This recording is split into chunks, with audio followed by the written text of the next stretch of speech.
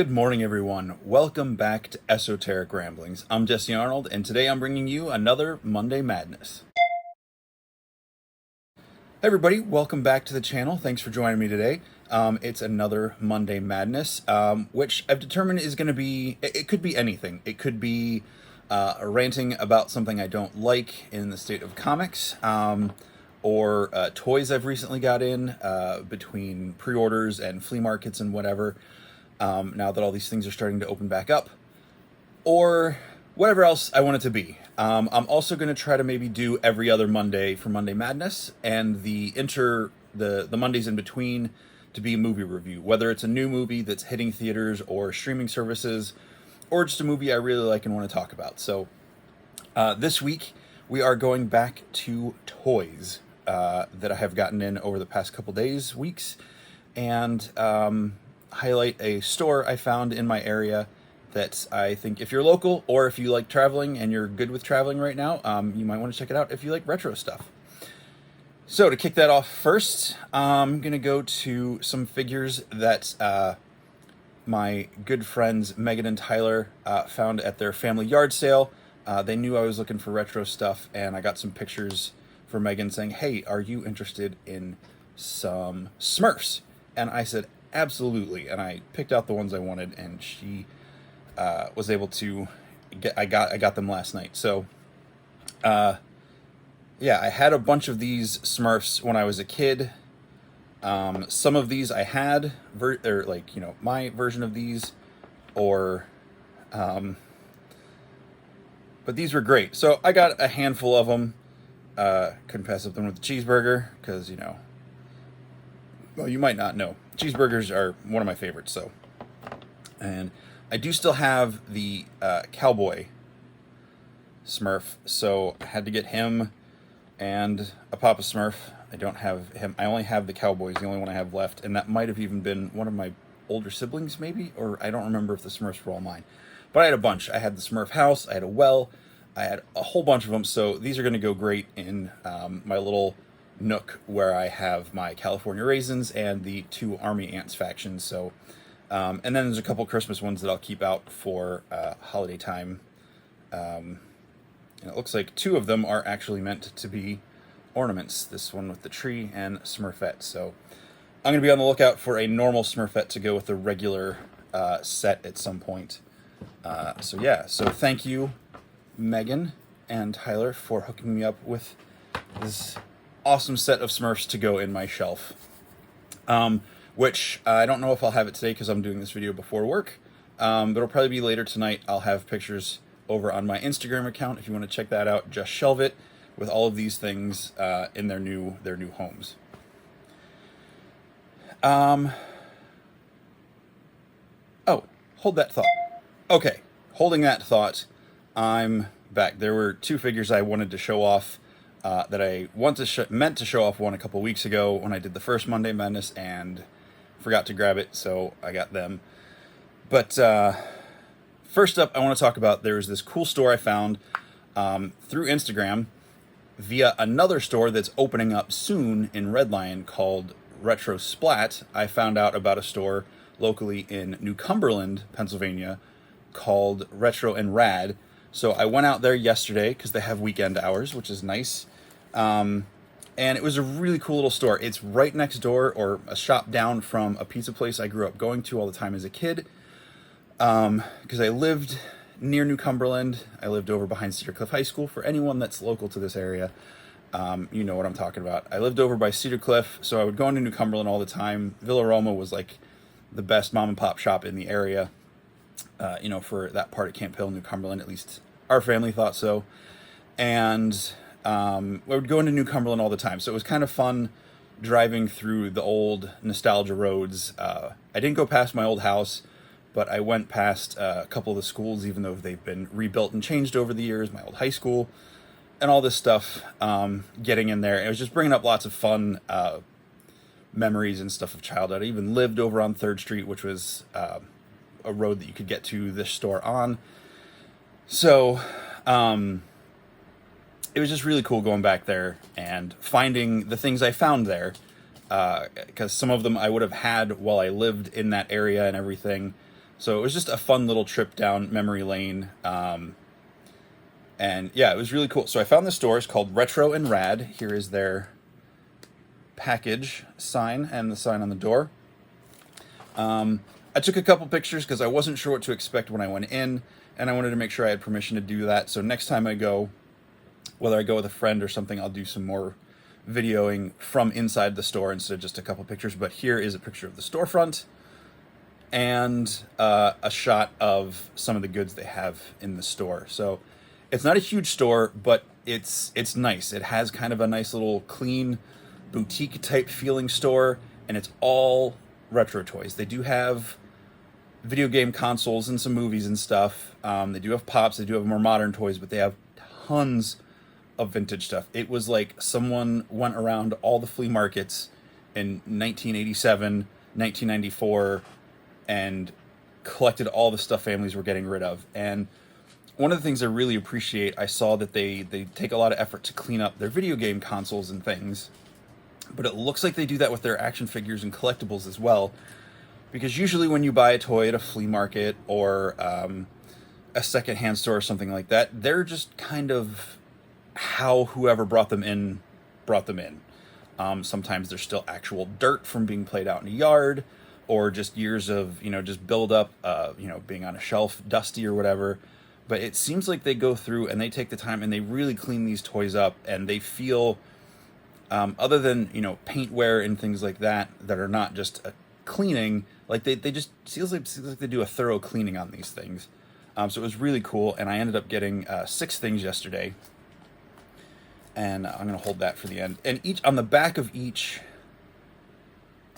price card, so you get this bag, and it's a Ziploc bag stapled in here, is the item, and on the back with the price sticker, they have a description of what it is. So if it's a McDonald's or another fast food like kids toy, they have the year on it and what line it's from. And I think that's really cool that, they pinpoint and put that effort into labeling and describing all these things so you can know exactly what they are. Because I saw this guy and I knew I had one of them. I don't know if it was this one, but I couldn't remember what it was from. And even now I have the package, I think it was Hardee's Beach Bunnies line. And I was like, all right, this is going to go up with my actual retro, Happy Meal type toys. Then there was this thing. They kind of freaked me out then, and they still kind of freak me out now, but I saw a couple of them, and I didn't have this one as a kid, but I had something similar, and this was the one I thought was the most fun of the ones they had, is one of the Tang mouths.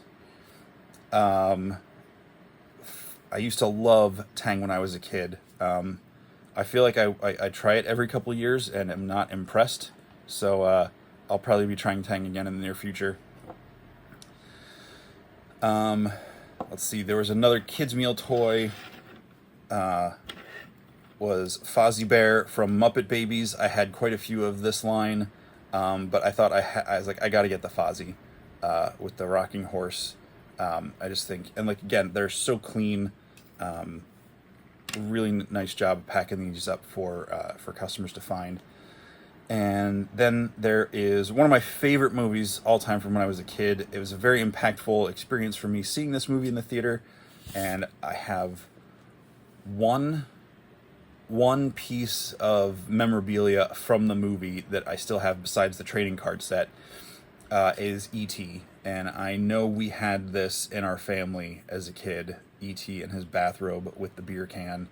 And I just love that this is a kid's toy, and he's got the beer can in his hand. Now, granted, you can't tell that it's beer. It just looks like a soda can or whatever, but if you've seen the movie, you know. So I had to get an E.T. They also have this cool sticker. I got to find out somewhere to put it. My laptop is kind of saturated with stickers.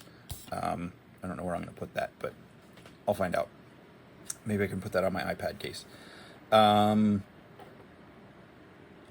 The next thing I got, which I just decided I wanted for my Turtle retro figures, because I was like, oh, I totally forgot this guy, Mondo Gecko, and they had one, and he was very decently priced. I want to say he was between $5 to $10. It comes with a skateboard, and the light's really shining on him. He's got a little paint wear, But for my end, for what I'm looking for, his tail, he's complete. Well, he's intact. I can't remember if he had another accessory or not. All of his joints work, and he's functional, so he's going in the turtle shelf. Back over here. And for me, the find of the day was this next one, and I'll show you this. I was talking about the price tag, so they've got the description right on there, fully telling you what this is. And yes, this is my exciting find of the day, because I loved this when I was really little. Is the Fisher-Price Little People circus elephant, intact with the tail and the feet, and it's still got the limited articulation it had. You can position the trunk, tilt the head. I loved these toys when I was a kid.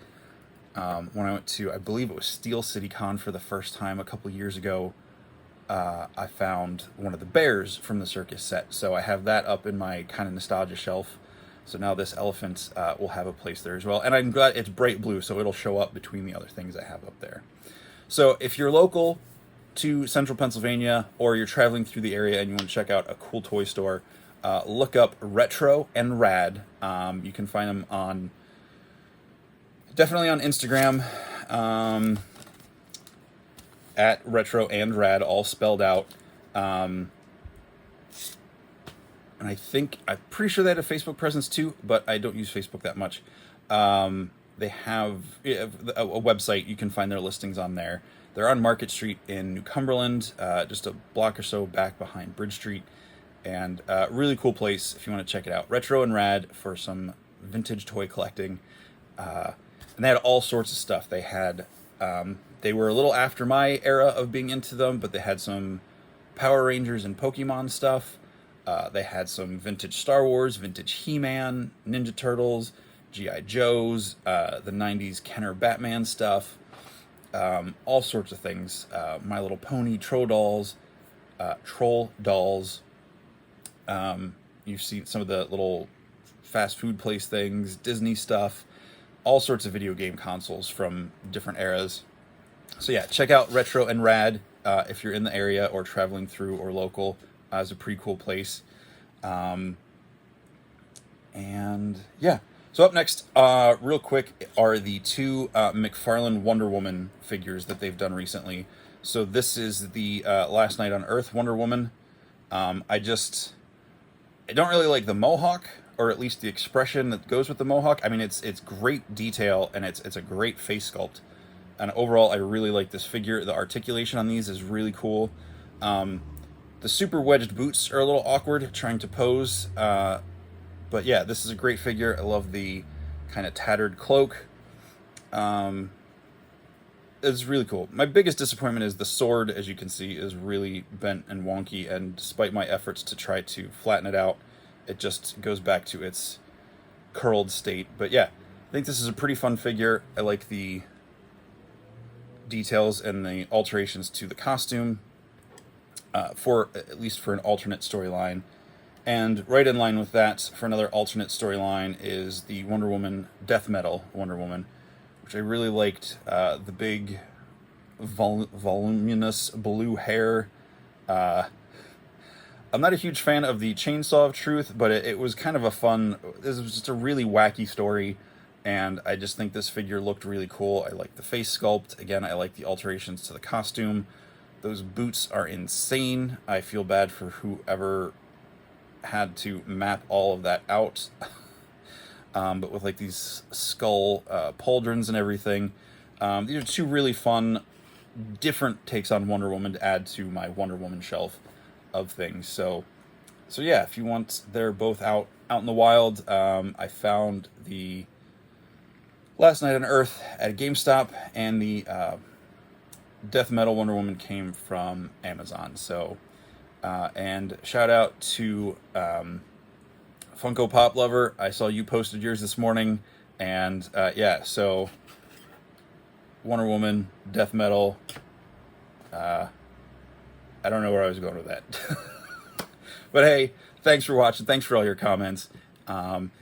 all that said, if you have anything you want to see more of or have any questions, hit me up with some comments below.